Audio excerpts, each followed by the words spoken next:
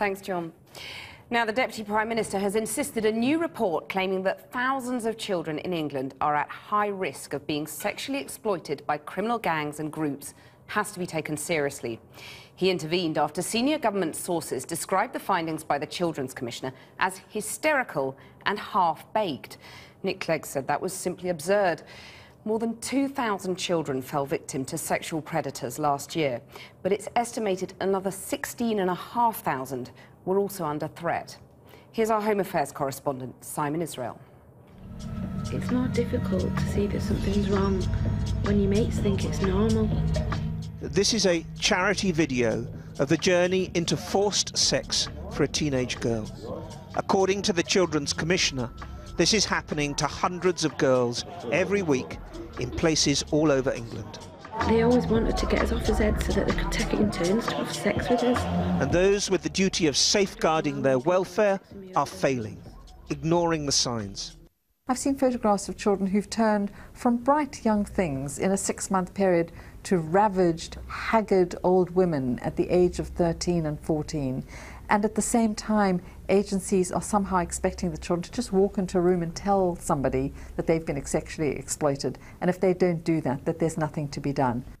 The Commissioner's data makes uncomfortable reading. It's based partly on lengthy interviews with so far 130 victims, all with horrendous stories. They're very similar to the tale told to us today in Yorkshire by a 19-year-old of what happened to her when she turned 16. It was around about Christmas time. Me and my friend went to this house. It was full of boys. It was the first time I'd ever drunk alcohol. We drank and we drank. I got so drunk. Loads of boys slept with me, around 7. They were ringing boys up as well. And they videoed it. After, all I wanted to do in the hostel was drink and take drugs to forget everything that had happened. So these guys gave us drugs and drink for free, but after they'd want sex. And this was the cycle for about a year. At the time, I thought it was my fault. That video of the abuse of Sarah surfaced a year ago and remains in circulation.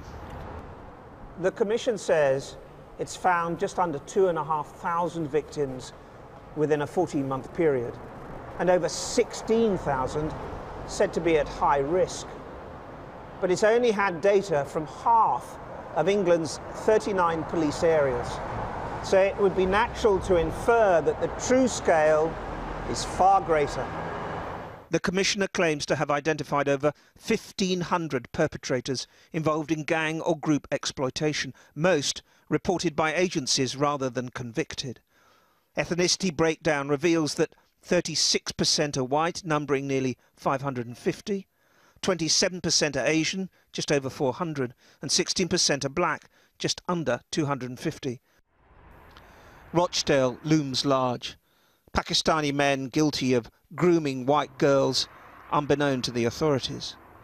But the Department of Education privately describes the Commissioner's figures as half-baked and verging on hysteria.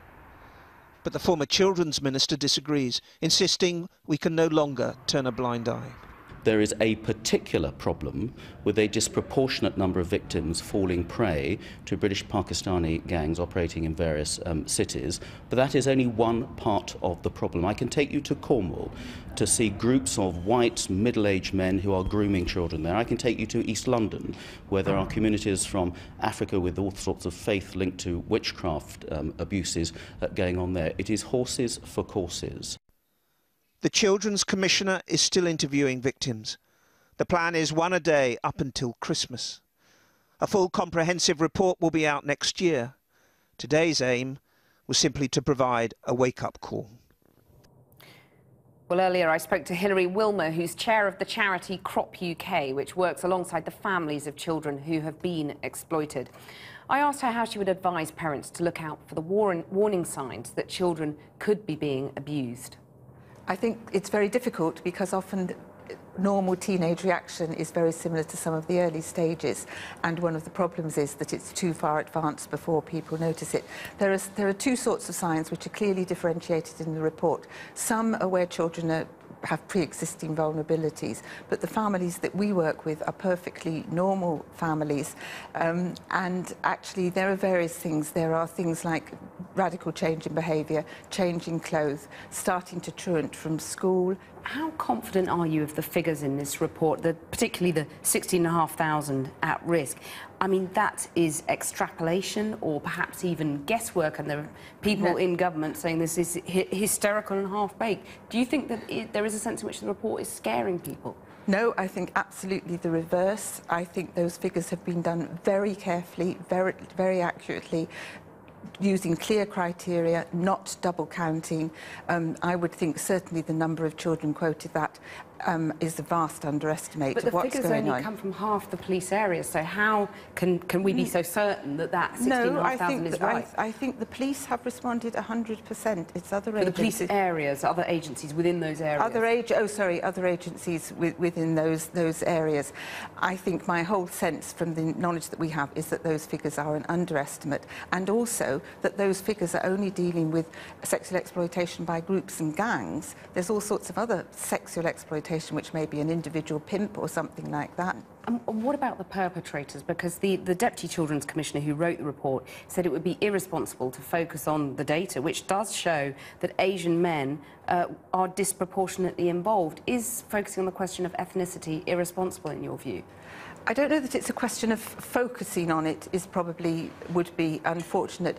On the other hand, I think there are clearly certain disproportionate groups in this particular sort of grooming. Most online grooming is done by white men, but there is, in some parts of the country, a disproportionate number of people from British Pakistani community, but not as big as I think as may have been thought. And what is good news is that many people, leaders from that community, are now themselves saying this is an issue that we have to tackle. And I think there's huge... The Deputy Children's Commissioner there has been sort of playing it down and saying it would be irresponsible to focus on this issue, whatever word you choose. I think she rightly thinks what could be irresponsible if there's so much focus on it that you miss all sorts of other sexual exploitation by other groups. And clearly white men are involved as well. And I think as the British Pakistani community are starting to come out and say this is an issue that we need to address, so does the majority white community, which has a huge amount to answer for in attitude of over-sexualisation of children.